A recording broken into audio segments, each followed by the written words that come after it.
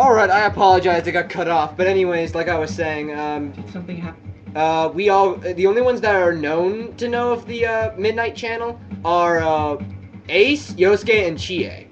Well, Yukiko probably knows now, but there aren't any other known people to know it. People know of it, but they don't know it's an actual other world, so to speak.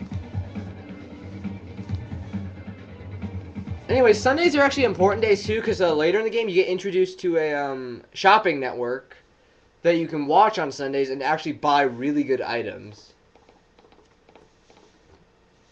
Because another thing you have to keep in mind, your weapons and armor don't carry over. Another thing that carries over are personas.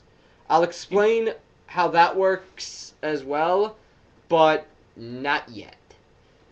However, I am going to be cheap a little bit. The way it's going to work is that I'm going to use a persona each session. Well, I'll have to hold on to it, but I won't get it until then.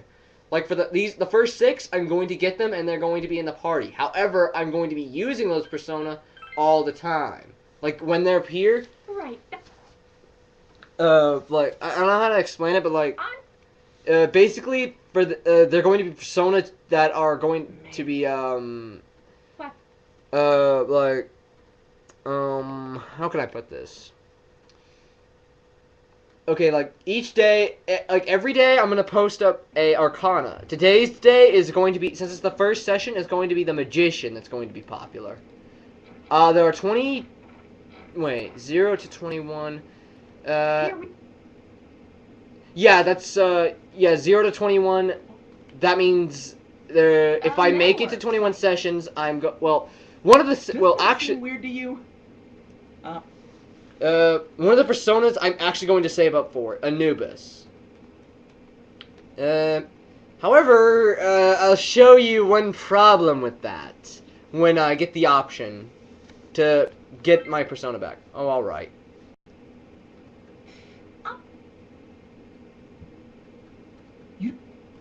Basically, they're just trying to be careful with Chie. She watches Kung Fu movies. A lot of them.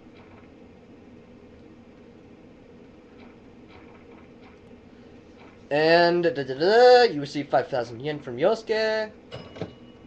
I got my. Yeah, you'll basically wear whatever your school uniform is during that time. I'll explain what I mean by that later. You'll go into battle with that. You can't access an outfits option, I don't think. Yet. Until you get introduced to them, I think. Anyways, this is the weapon and armor shop. Stuff you can buy doesn't carry over, I don't think. Sell items. You don't have anything to sell. Later you'll get materials which you can get to make more items. Right now, what we're gonna do is, first I'm gonna buy an imitation katana. You wanna upgrade your character first. No, don't buy a second one. Don't buy don't buy Yosuke's weapon because he gets a really good weapon later. Not like later, but like fairly soon. Like not in the near future he gets a new weapon. For armor, for now I'm gonna upgrade I'm just gonna keep him with the I'm gonna have my character with the chainmail, but I'm not gonna buy Yosuke chainmail. Accessories, no, he doesn't sell the Vigor Fob yet. That's the first accessory you want to get, the Vigor Fob, because it increases your health by 10%. It increases your max HP by 10%, which is really nice. One ability that makes it really good as well is the Cool Breeze ability. What that does is, at the end of each battle, you'll get back 8% of your HP and SP. Now one thing about SP healing items are really hard to find in this game. So you want to save those a lot. They're basically like Ethan. Where are we at? We're at the near 5-minute mark. We're at 4:40. We're at 4:50. Okay. Now, oh wait, does he explain the compendium here? But I think he explained the compendium here.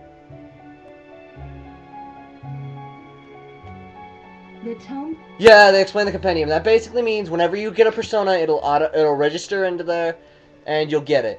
However, here's the cool thing: at the end of fights, we can't talk to him yet. We can't go to the Velvet Room just yet. Yeah, we don't go there yet. Crap. I'm gonna save real quick.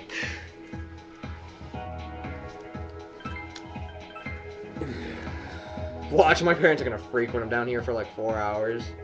I'm just recording. They might be 2-hour sessions, I'm not sure. It depends on what kind of mood I'm in. Right now, I'm in a happy mood! Because this is, yeah, I love this game, because it's probably my new favorite game now. My second favorite being Eternal Sonata, and my third favorite being Final Fantasy IX. And one thing I figured to do, might as well get my top 3 favorite games out of the way. Well, I'll still play a lot of my favorite games. No, I don't need to yet. What I was gonna do is buy revival beads, which are basically revival items. They're useless for you, because if you die, it's automatic game over. If Ace dies. As for the rest of them, they're kinda nice to have. I guess it's kind of good that I'm saving my money because I want to get a persona that will help us out in the next boss fight. We're still in the tutorial stages of the boss fights. This isn't the first I guess you could say this is the first official boss fight, but it's not the first hard boss fight. The next boss fight we're going into, not that difficult, because Can't you? how do I put this? Basically, he's going to be the boss we're going up against next is technically the first official boss of the game, but it's easy enough to where the point is, alright, it's a boss. It's not that hard, but not that difficult, or not that easy. It's in the middle. The boss afterwards, it's kind of tough after this boss. Ugh.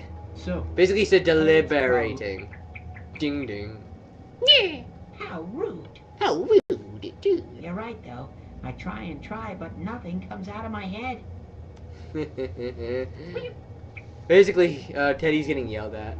And Teddy's eyes went, yeah. Oh, wait. When does he do that face? There's one face that's drawn here. Present is over that way. Is everyone?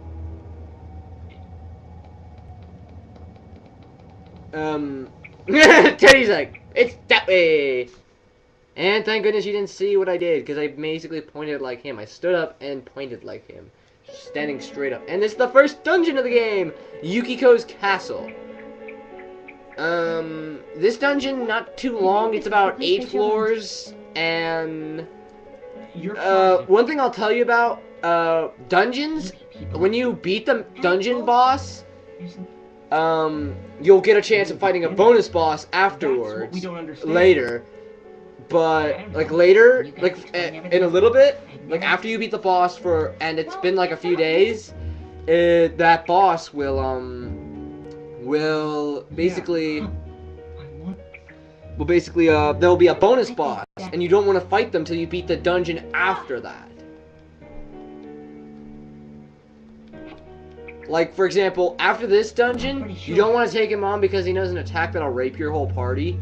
And, So, what's this scoring with a hot stud thing? Yukiko's here. I'm going on ahead. One thing I should point out is, or, like, not point out, but, like, how do I put this? Like, the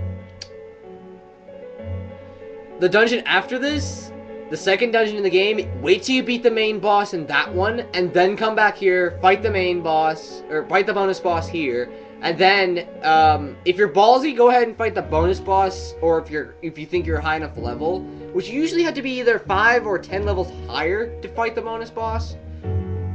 But, If you're ballsy, go ahead. I would just, but if you're if you're like 5, 10 levels below him, don't try it. And by the way, one thing you want to keep aware of, the Grim Reaper in this game is level 85. You have to be at least level 75. You got like high 70s to fight him. There's the face. I love that face. There are a lot of shadows in the castle. Grrr. Looks like he's gotta take a really big dump, and he just can't hold it in. Focus. Oops. Okay, that was a bit immature, but whatever. Anyways, here's why. He gives us a revival bead. Only one. And he'll give us 5 peach seeds and soul drops. Anyways, Yosuke, he don't get a weapon for a while. Unless I find an armor here. We're probably gonna be able to, you know, I'm gonna save the, dungeon for, next part. So, hold on a tick.